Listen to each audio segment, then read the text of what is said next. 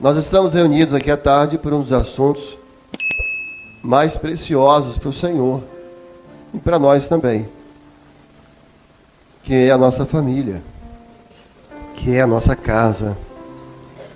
No livro de Provérbios diz assim: na casa do justo há um grande tesouro.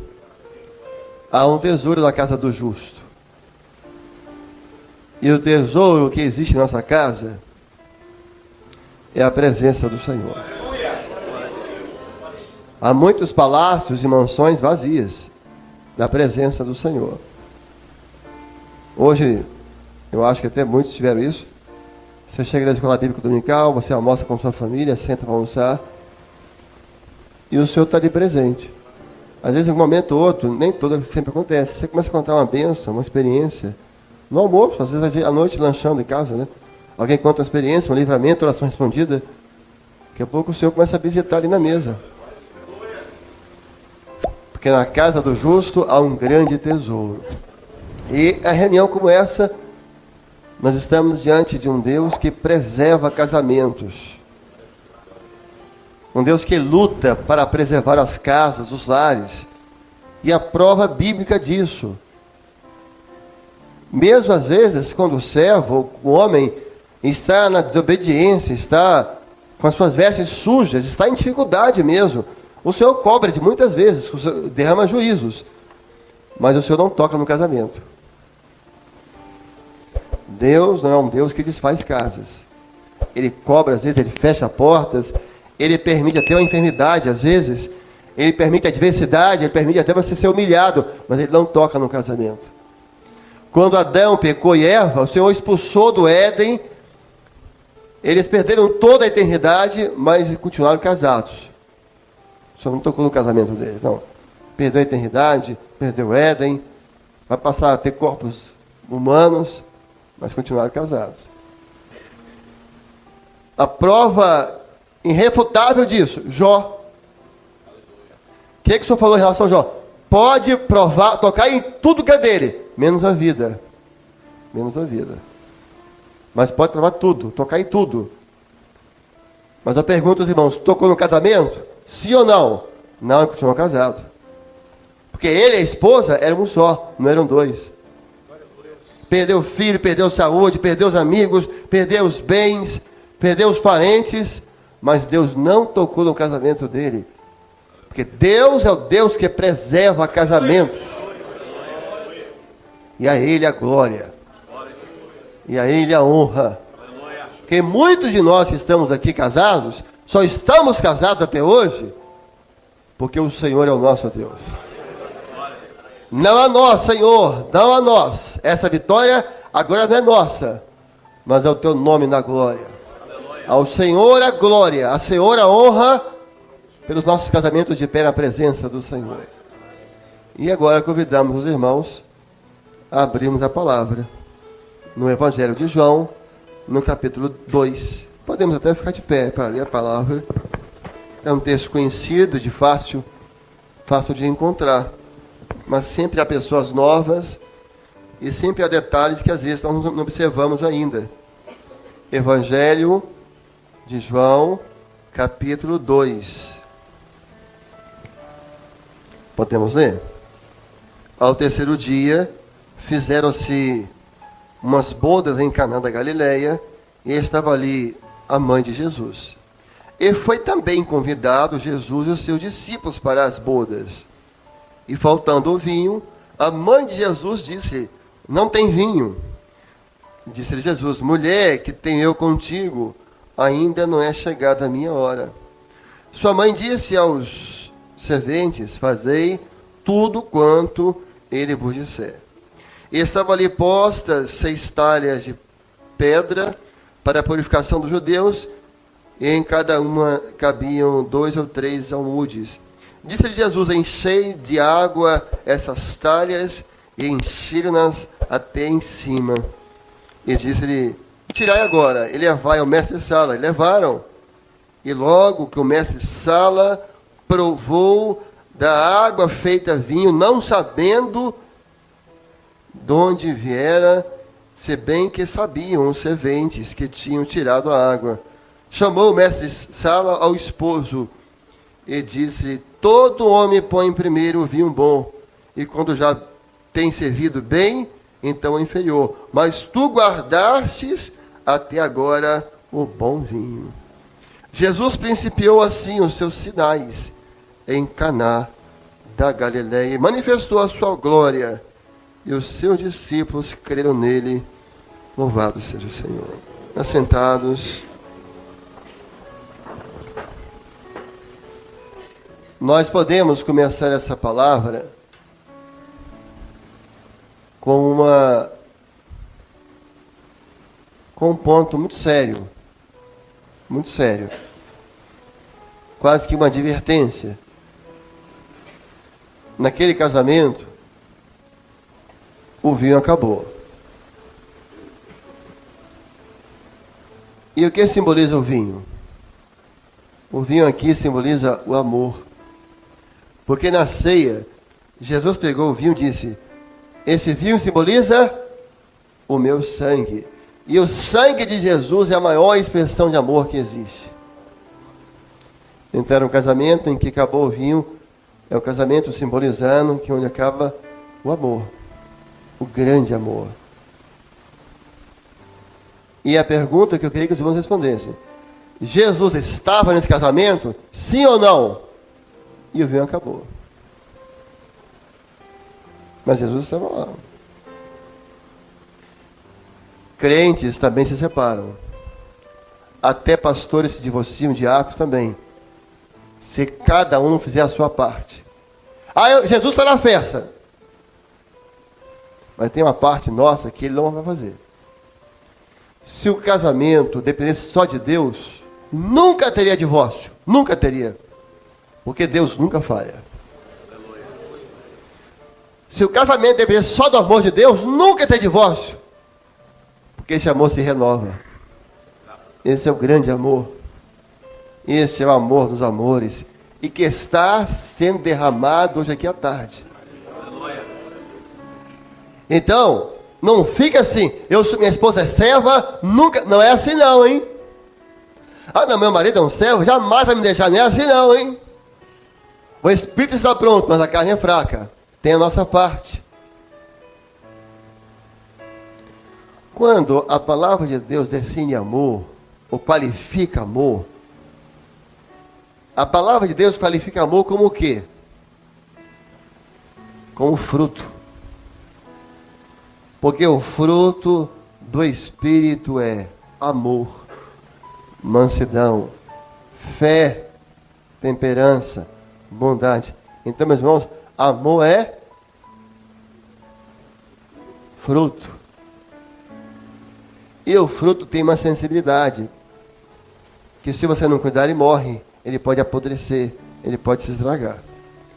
Quando o senhor fala de dons espirituais, o que simboliza dons espirituais na palavra? Pedras preciosas. Uma pedra preciosa, você não tem que regar, você não tem que ter oxigênio, não. Daqui 10 anos, o diamante é diamante. Porque dons espirituais não envelhecem. Um dom entregue no Espírito, dom é dom, não é eterno. Agora o amor é um fruto. O fruto é aquilo que brota.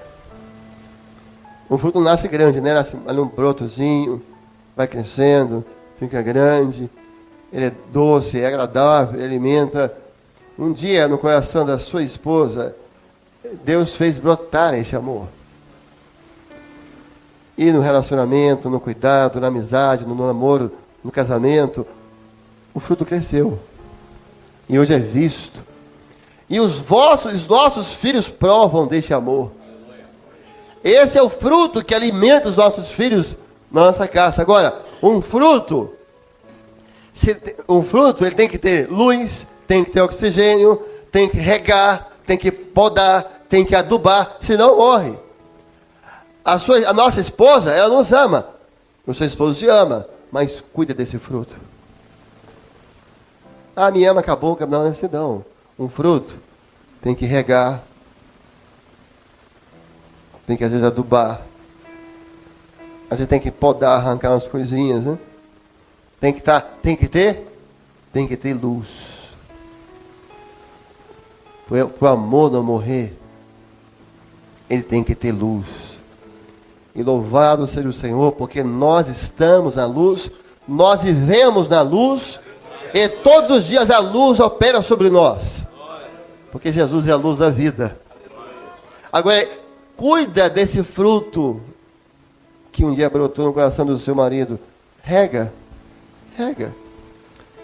com amor, rega com palavras boas, rega com cuidado, rega agradando, vai regando, rega com bom convívio, rega com palavras agradáveis, rega com lealdade, com sinceridade, com renúncias, rega lutando junto, e o fruto nunca vai morrer, e o Senhor vai ser glorificado. Aduba, às vezes o fruto não está. Quando é que você aduba um fruto? Você pega uma árvore, dá boa, não, quando está precisando, você vê que está desgastado, né? O fruto está ficando. Aduba, madrugada, um jejum, uma vigília, um monte, clamor, jejum. Esse é o adubo do crente. Você põe o adubo do Espírito, jejum, oração, posição de mãos, clamor, madrugada, daqui a pouco o fruto renova. Porque Jesus é o renovador. Quando ele passa na sua casa, o renovo vem. Então, um casamento tem a parte do Senhor. Tem. Mas tem a nossa. Vamos aqui para o texto.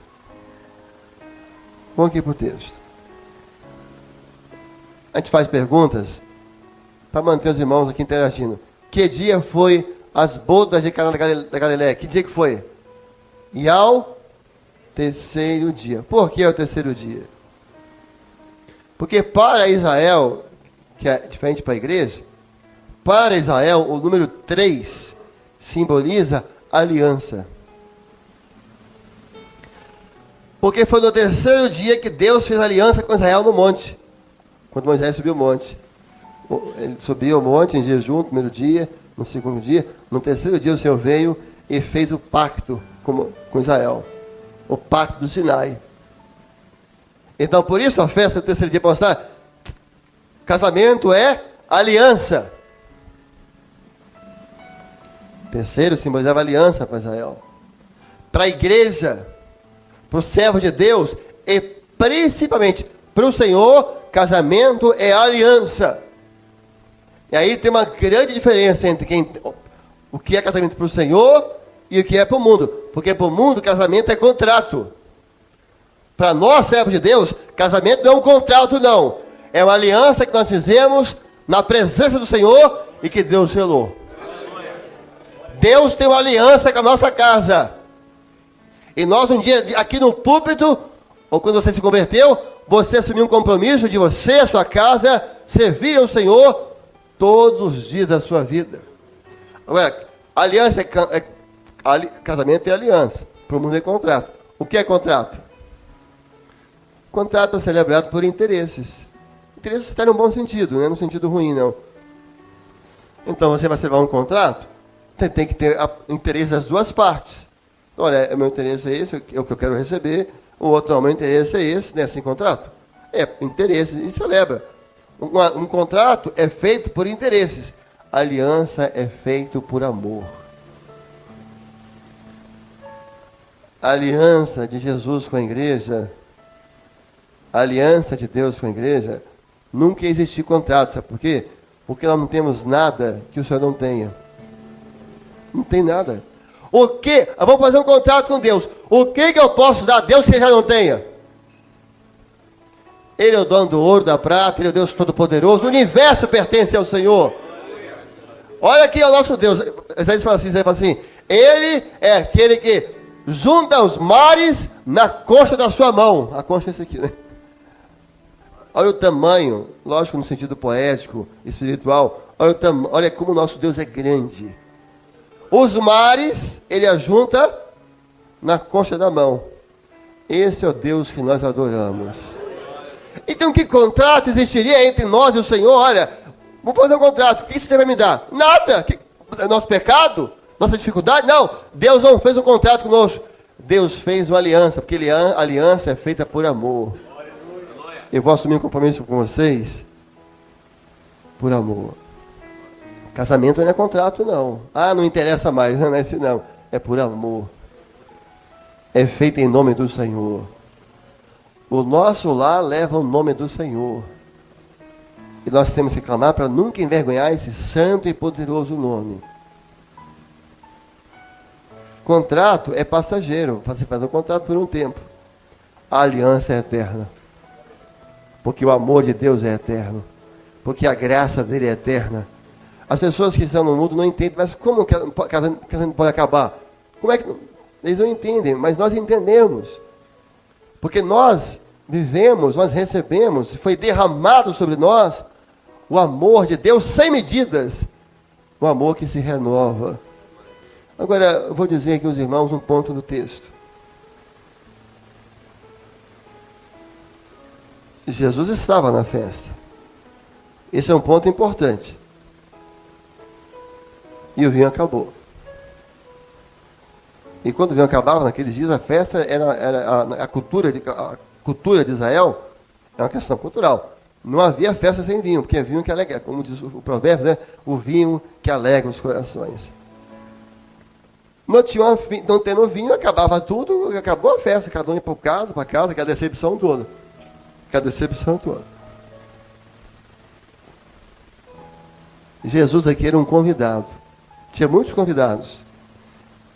E Jesus era mais um convidado. E isso é um erro. O Senhor não deve ser um convidado da nossa casa. Ele deve ser o dono da nossa casa. Ele deve ser o Senhor da casa. Era mais um convidado. Tanto que naqueles dias, era o anfitrião que tinha a obrigação de fornecer o vinho. Era o anfitrião que tinha a obrigação. Era o noivo que tinha a obrigação de fornecer o vinho. Era o anfitrião, o dono da festa. Mas veja, quando acabou o vinho, foram chamar Jesus. E aí Jesus virou naquele momento o dono da festa, porque ele passou a fornecer o vinho. Ali ele virou o noivo. Quando ele virou o dono da festa, aí o vinho voltou. O Senhor tem que ser o Senhor da nossa casa. Se Ele for o Senhor, se Ele for o dono do nosso lar, o vinho não vai acabar. E se acabar, Ele traz vinho de volta. Ele não pode ser um convidado. Você decide, você compra, você vende, você viaja, você vai, você volta. Enquanto nós formos o Senhor da nossa casa, nós corremos muitos riscos. Lares que não consultam o Senhor para nada. Faz na cabeça. Investe no que quer, compra o que quer. Não é assim não.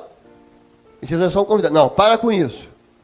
A partir de hoje, Senhor, eu fui naquela reunião lá à tarde, embaixo de luz, a coisa vai mudar aqui em casa agora, a partir de agora, hein? Agora vai mudar, hein? Até agora no culto lá, o Senhor nosso convidado, aqui não, mas agora não. Senhor, agora a casa é tua. Aleluia. Nós somos só os teus servos. Aleluia. Fala, Senhor, que o teu servo ouve. Aleluia. Vamos comprar um carro novo? Vamos consultar o Senhor? É para ir? É, vai, não é, não vai. Vamos viajar? Vamos consultar o Senhor? Vida no altar. E a vida no altar é vida preservada na presença do Senhor. Porque o altar de Deus é o lugar mais seguro que existe para se estar. Porque ali Deus protege. Então, olha, deixa o Senhor voltar a ser o Senhor da casa. Não, Senhor, a festa é tua, o Senhor é o dono. O Senhor fala e nós só obedecemos. Você sabe que existe, foi até o pastor Daniel que encontrou isso, no manual bíblico. Sobre a cultura de Israel, é o seguinte, de quando um noivo, ele fazia uma festa, ele casava, e quando ele, lógico, ele devolvia a filha na casa, ele chamava os pais, naquela época tinha essas coisas, né? Ele pegava, ele devolvia, ele ficava com a dívida com a família. Não saia de graça, não. Não saia de graça, não.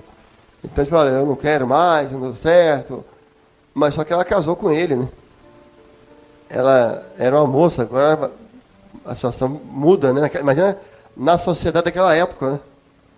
Ele chegava, eu vou devolver. Ele tinha uma dívida para pagar com a família, tinha que pagar uma dívida. E os irmãos, guardem isso. Quem larga a esposa, quem larga o marido, fica com a dívida não financeira. Você vai ter uma dívida eterna com seus filhos. Você vai ter uma dívida com a igreja. Ah, vou separar e vou embora. Não é assim não. Há um preço a ser pago. Olha que coisa interessante, meus irmãos.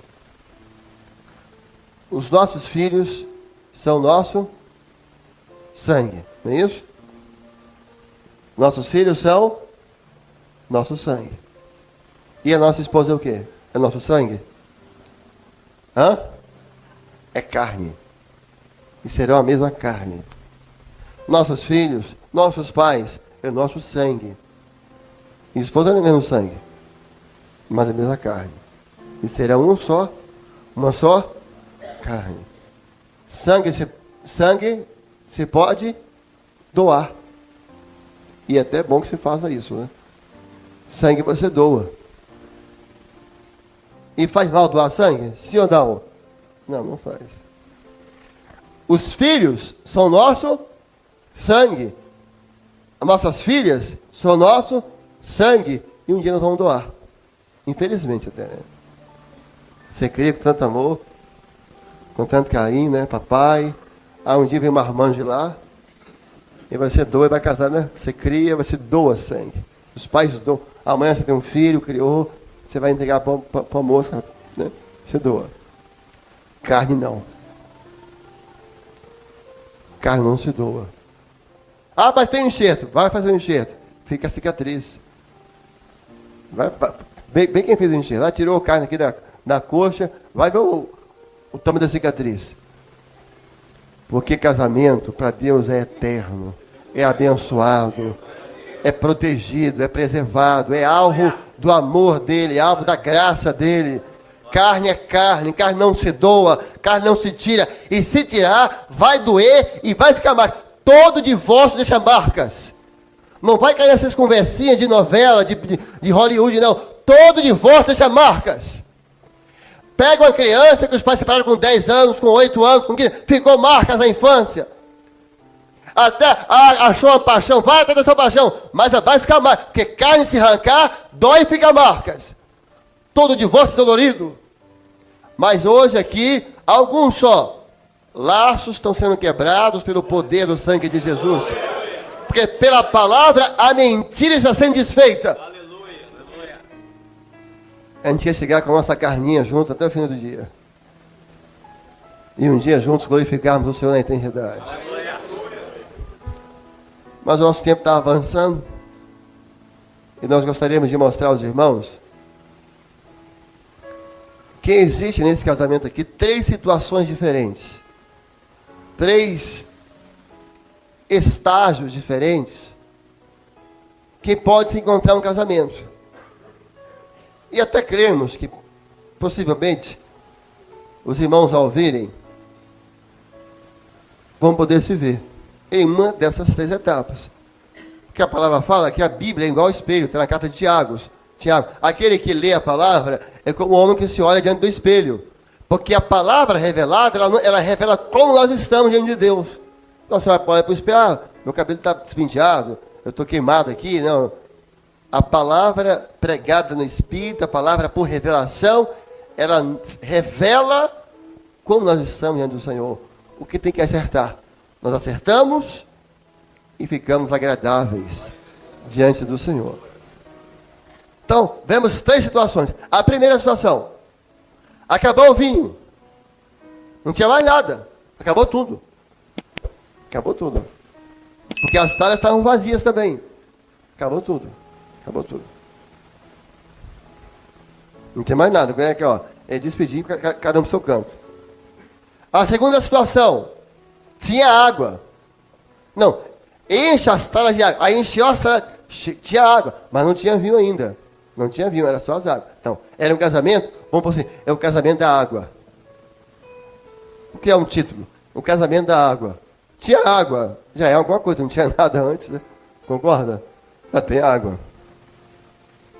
E a terceira situação, a água virou vinho. Qual é a diferença? A água não tem sabor, a água não tem cheiro, a água não tem cor. Mas é uma necessidade. Mas aí, o terceiro estágio, quando o Senhor operou o milagre, tinha vinho. Vinho tem cheiro, vinho tem sabor, Vinho tem cor. Vinho tem efeito. Louvado seja o Senhor. Em qual situação está o nosso casamento? Seja qual for. Jesus opera nas três. A persuasão, acabou tudo. Acabou tudo, não tem mais nada. Há casamento assim, acabou tudo. Não tem mais amizade, não tem mais conversa, não tem mais nem respeito às vezes, não tem mais prazer de estar junto, não oram mais juntos. Acabou tudo. Acabou tudo. Você vê a hora que vai acabar, ó, vamos cada um para casa. Vamos lugar. Acabou tudo. Taras vazias, acabou tudo. Acabou tudo, acabou a intimidade, acabou tudo. Qual é o segundo estágio? Qual é o segundo momento? Tinha água. A água é uma necessidade. A água não tem sabor, a água não tem cor, a água não tem cheiro, mas é uma necessidade. Todo tem que ter água para beber. É aquele casamento que ele é para suprir necessidades pessoais. Várias necessidades. Os filhos têm que ter um pai em casa, então, o casamento está aqui, mas tem que ter um pai. Os dois juntos para poder pagar as prestações, as necessidades pessoais, como pessoa, como homem, como mulher. É aquele casamento que ele é o casamento água. É para... Não, nem se pensa em separar, sabe por quê? Porque é uma necessidade, tem que ter, precisa. Mas tem um casamento vinho. Aleluia. Glória a Deus. Esse tem cheiro. Aleluia. Esse tem o bom cheiro de Cristo. Esse tem a presença do Senhor. Esse tem cor, tem vida, tem sentimento, tem amizade, tem oração junto, tem lágrimas juntos, tem conquistas, tem derrotas, tem vales, tem montes, passa pela água, passa pelo fogo, mas estão juntos no Senhor, porque o Senhor é a nossa rocha. Olha, eu não sei qual é a sua situação, eu sei que o mesmo Jesus que estava em Caná da Galileia, Ele está aqui. Ele está aqui. E eu vou dizer a parte, talvez, mais importante de tudo aqui agora. Talvez a parte, vou dizer, a parte que mais te interessa. Essa é a expressão. Vou dizer que agora, a parte que mais te interessa, meu irmão que está na prova, a irmã que está na luta, agora vai vir a parte que mais te interessa. Em toda aquela festa tinha os noivos, a noiva, o noivo, os convidados, os parentes, você tinha os servos, mas o milagre, só os servos viram. Porque você enche as talhas de água, encheu. Já começou a melhorar já, né? Não tinha nada, já botou água, né? Aí, assim, não sabendo o mestre sala, não sabia os convidados, não sabia os noivos, quando o Senhor pegou a água e vinho, só quem é que viu? Quem é que estava na hora? Só os servos. Só os servos viram o milagre. Ele faz. Você é um servo? Você vai ver o milagre. Milagre é para servo de Deus. Tem muita gente casada. Agora, milagre é para servo. Lá dentro da festa, não sei, em um lugar lá, em alguma casa, chegou o servo, vem cá. Os serventes. Você está servindo, Senhor? Milagre é para você. Vem cá. Está vendo aqui? Enche aqui, vem cá. A Bíblia não fala o que Jesus fez, né? Tem uma ordem, daqui a pouco, pá. Imagina um servo, ó. Que isso? Imagina aqueles serventes ali. De repente, era 6 horas, assim, daqui a pouco. O que é isso? Virou água? Como é que é isso? Mas o que aconteceu? É a mesma expressão que você vai ter sobre o seu casamento. Ué, o que está acontecendo? Ela está diferente? Ué, ela está... Que isso, me chamou até de bem hoje? Ó, fez até comigo agora. Ó, esse homem está diferente, esse homem é um bruto, um ignorante, olha só. É porque Jesus está fazendo um milagre. Só começa a glorificar o Senhor. E fechamos o seguinte, você, e assim principiou Jesus os seus? Não. Eu fiz de propósito. Sinais, não foi milagre, não. Porque um casamento restaurado, um casamento renovado, é um sinal para a igreja, para a família, para o prédio inteiro. Olha, aqui é um casamento que Deus restaurou. Os nossos casamentos são sinais para uma sociedade que não crê mais em casamento. Você, quando sai de casa com a sua esposa, com seus filhos, para ir para a igreja, isso é um sinal para o mundo. Olha lá! uma família em paz, servindo ao Senhor, e eles são alegres. Louvado seja o Senhor, porque nessa tarde casamentos estão sendo confirmados, fortalecidos, renovados e alguns restaurados. E eu convido os irmãos para, de pé, glorificarmos ao Senhor por isso.